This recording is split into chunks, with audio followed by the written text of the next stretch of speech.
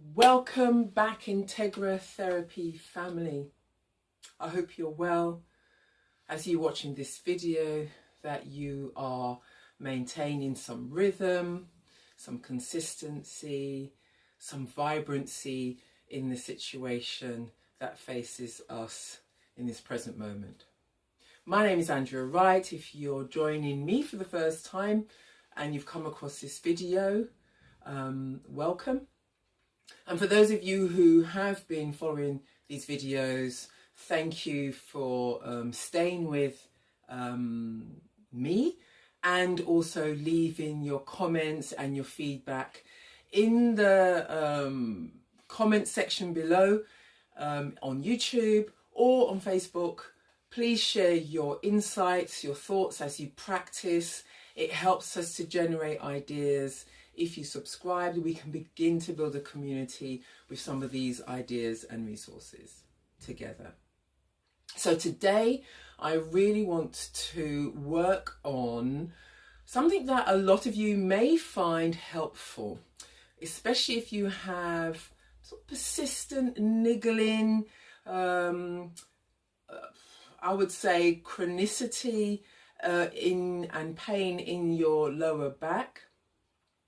This is really, really important because it's going to help give you some capacity to be able to sit for long periods.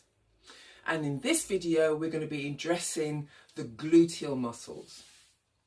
And what you may find helpful here is, again, the detail that I think you will get the best out of trying to find strategies to help maintain a healthy back, especially if you are sitting for long periods. So, as normal, I would invite you to find a firm chair where your feet are on the ground, your buttocks are nestled into the back of the chair, but your back is slightly away. These are our foundational points. I invite you to do the dance of the shoulders. Just a very simple way to connect with your body and to roll your shoulders. And I'm going at my pace, so I encourage you to go at your pace. And to shrug your shoulders as you inhale. As you exhale, allow your shoulders to drop. And then I'm going to invite you to wiggle on your sitting bones. Take a deep breath in. Take a long exhale out. And you may feel a little bit more invigorated. So we'll begin. Now you've warmed up. You would need to, as I said, be on a firm chair. But for this, you're just going to walk your buttocks slightly further forward. Now I'm going to invite you to lift one of your legs and to cross it over your knee. Now, some of you may not look like me. This is okay. You can use your hand as you saw me, taking your leg across.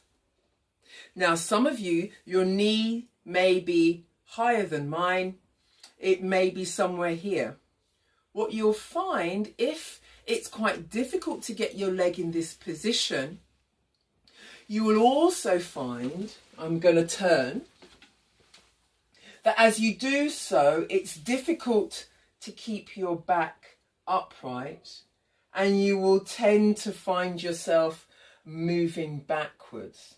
Now, this is normal in relation to the buttock complex. There are three muscles here being quite tight and restricted. Now you can see as I move my buttock and my hip in this way, that can put strain on my back if left in prolonged periods, for prolonged periods.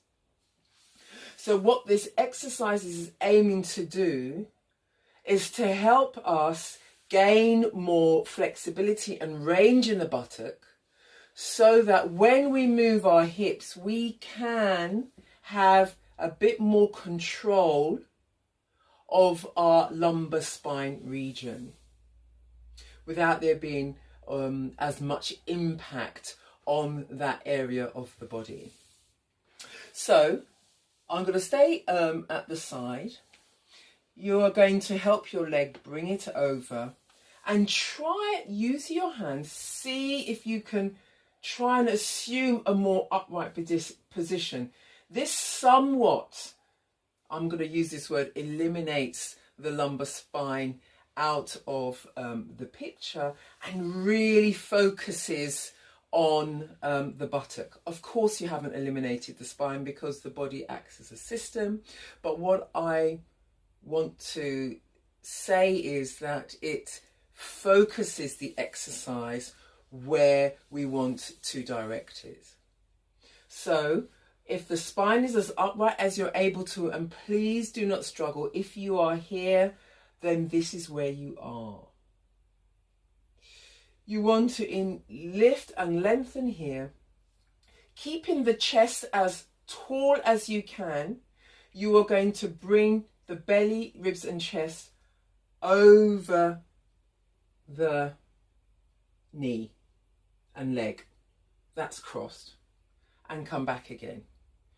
You're going to bring your chest and your stomach over the knee. Now, what may happen is that if it's difficult for you and your knee's higher and you're in this position, you may start here, but as you go forward, you bring your chest forward. That's a common mistake. Try and keep your breastbone lifted, because that really begins to work into that tissue more specifically. So you can do this movement a few times to warm up. You can also introduce, and I encourage you, if you look at my previous video, to use your breath, because this can be very strong for a lot of people. So I really would encourage you to use your breath to guide you through this movement sequence. What I suggest is that you inhale here, and as you exhale, you bring the chest forward and exhale long. We'll do that again. Inhale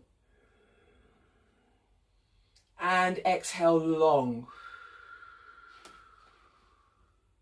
I also encourage you that if it gets quite strong at the end of your movement, you may want to introduce a little wiggle. That may take the edge off the intensity of that sensation. If after a few movements, maybe 3, maybe 5, you can have the option to stay as you exhale in this position and breathe for 5 to 10 breaths. Inhale, coming back up. Now here is the bonus that you may not see in other videos.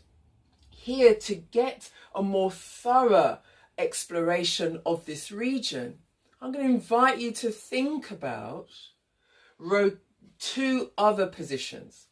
So from the long axis of the spine, you rotate towards the side of the knee. You again inhale here, and in this diagonal towards the knee, you bend forward. And what you will find is that the sensation is likely to be different. So here's the opportunity to explore and discover new areas that you weren't familiar with before. Most of my clients are really surprised at what they find. So again, you are using the same principle, inhaling in this rotated position and exhaling down to where your limitation is. And you continue that as a repeated movement, or you can you use it as a sustained hold and breathe for 5 to 10 breaths. Then you derotate and you take the other side. So just to illustrate briefly, the long axis of the spine, you rotate to the other side, inhale here, and exhale down to the opposite side.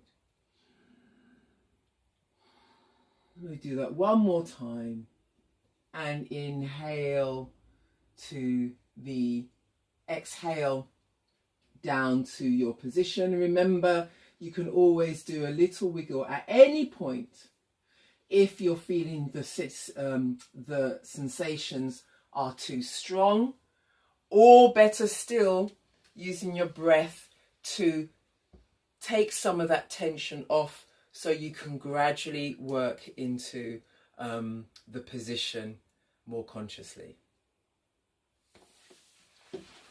I'm not going to take the other side, but you can do both sides. And what that is enabling you to do, I'll turn back again,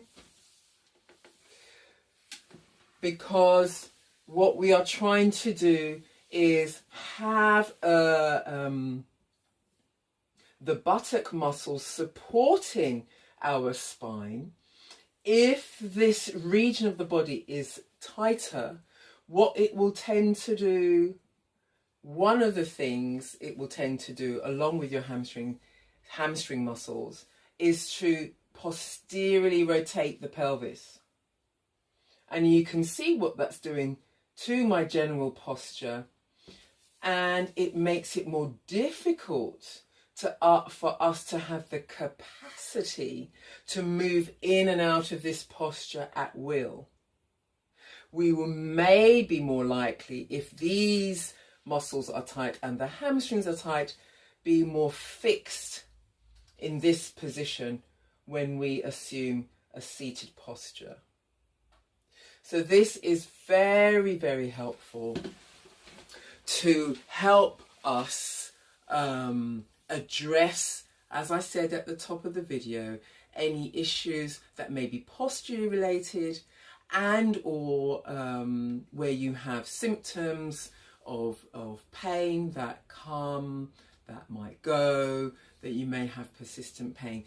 This is one of the strategies to help address any concerns in that region of the body. So that's it for today. Really appreciate you joining. Please subscribe. As I said, share it with your friends or family. Take your time as you practice these so you can familiarize yourself with the sensations, the experience, and how it can be best tailored for your specific needs. And of course, you can get in contact either by leaving the comments, your comments below, or if you're not sure that this is the right exercise for you, please get in contact. I'll be happy to have an individualized online chat with you, an assessment, and get in touch with me at andrea@integratherapy.co.uk. Be well for now, take care, and I'll see you again soon.